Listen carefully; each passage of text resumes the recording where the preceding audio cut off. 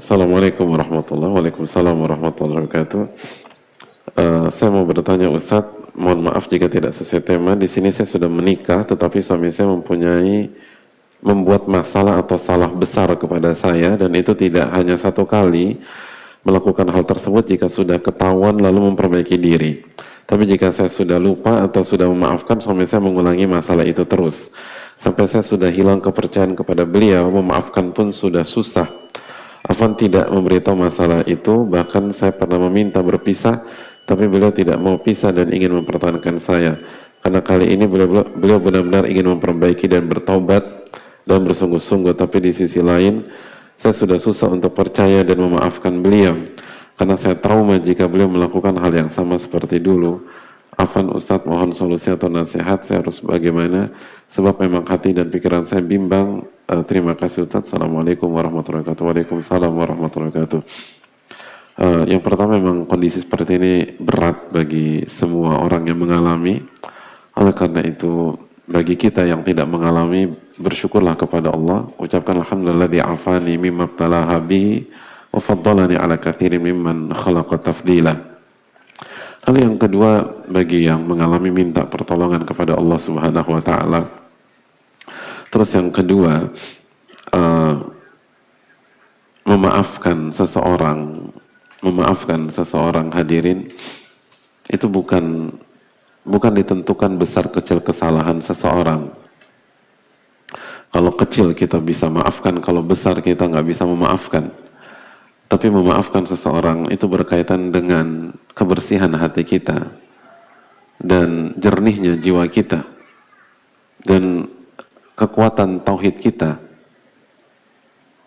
Wal ya'fu wal yasfahu alla tuhibbun an yaghfirallahu lakum wallahu ghafurur rahim, dalam surat An-Nur ayat 22. Dan maafkan dan lupakan, atau artinya dan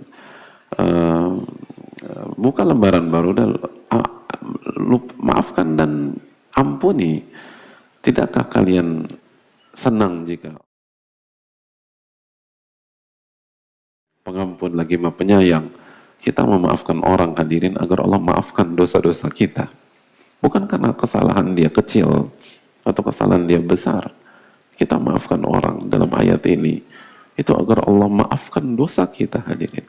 Maafkan dulu, mungkin kita nggak sholat, dulu nggak puasa, mungkin ada yang melakukan dosa besar, mungkin ada yang berzina dulu, mungkin ada yang bergibah, mungkin ada yang zolimin orang, makan uang orang, dan lain sebagainya.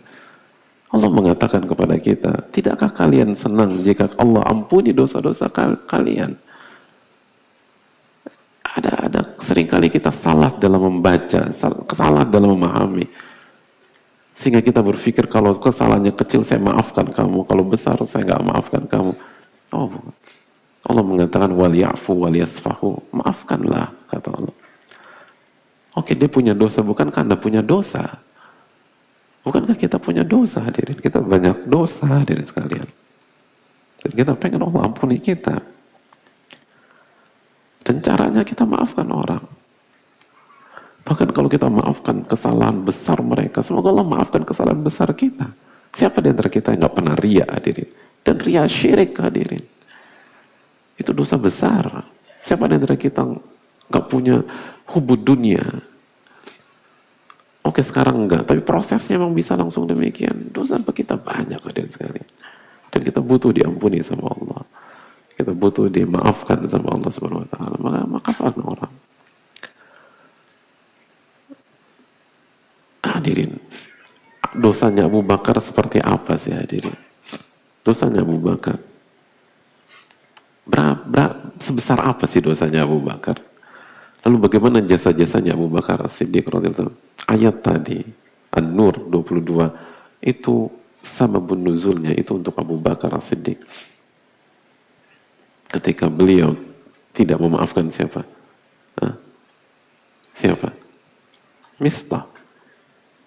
Karena memfitnah, ikut-ikutan dalam kasus difitnahnya Aisyah radhiyallahu ta'ala anha.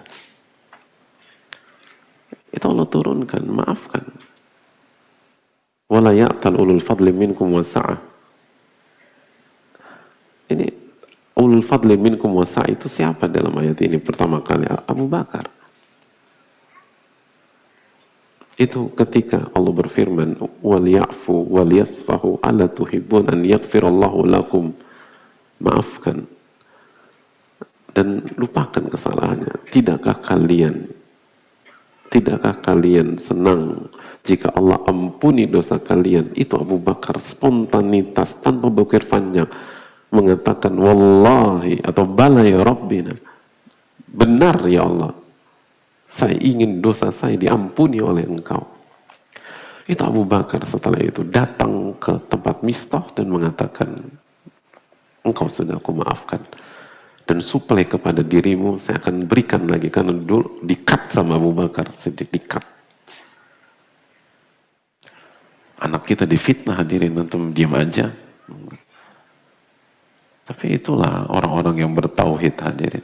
Orang-orang yang bertauhid dan tahu siapa dirinya.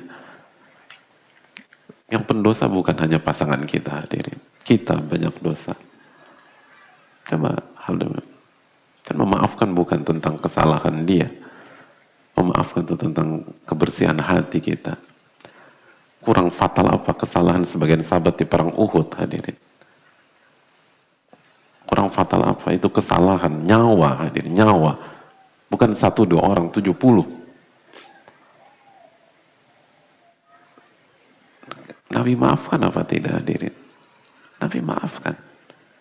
Bahkan Nabi sampaikan ayat ke mereka. Di antara ayat yang diturunkan dalam kasus perang Uhud apa?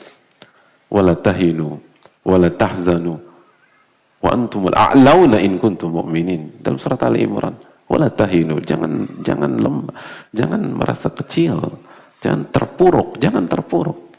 Wala tahzanu, jangan sedih. Wa antumul a'laun, kalian tuh tinggi. Jika kalian beriman, Allahu Akbar, dimotivasi sama Allah Subhanahu wa ta'ala dan Rasulnya sallallahu alaihi wasallam. Padahal kenapa kalah, hadirin? Karena sebagian ada nggak nurut kan. Apakah Nabi marah-marah? Bukan. Nabi nggak marah-marah.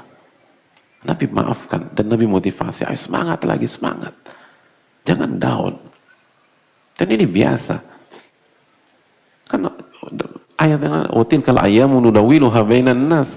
Biasa ini. Menang kalah tuh biasa dalam kehidupan. Bayangkan habis kalah. Berat apa? Lagi mental, lagi jatuh, lagi down. Semangat lagi, semangat. Wala tahinu wala tahzanu, jangan down, jangan sedih. Kalian tuh mulia jika kalian beriman. Menang kalah biasa. Menang kalah biasa, hadirin. Padahal gigi geraham pecah. Itu sakitnya kayak apa? Nggak pakai anestesi pada saat itu. Lalu Nabi SAW kehilangan Hamzah radhiyallahu ta'ala. Kehilangan Mus'ab bin Umair, kehilangan banyak nama-nama besar. Lalu responnya menang kalah biasa. Oh, luar biasa, hadirin. Itu ilmu, hadirin. Sedangkan kita gara-gara masalah kecil ribut, gara-gara masalah kecil kita talak istri kita, gara-gara masalah kecil berantakan segala macam. Beda, hadirin. Syattani baina musyarrikin wa mugharribi, beda antara timur dan barat. Maka ilmu mengajak kita jadi orang besar dan tepat dalam menentukan substansi. Memaafkan bukan karena kesalahan besar pasangan kita. Sulitnya kita memaafkan itu karena kotornya hati kita. Dan kalau kita merasakan itu berarti isunya harus perbaiki diri. Dan bersyukurlah kepada Allah. Diberi kesempatan. Saya rasa cukup sampai di sini karena waktu sudah habis. Wassalamualaikum warahmatullahi wabarakatuh. Wa ala alihi wa sahbihi ajma'in. Subhanakallahumma wa bihamdika la ilaha illa anta astaghfiruka wa atubu ilaik.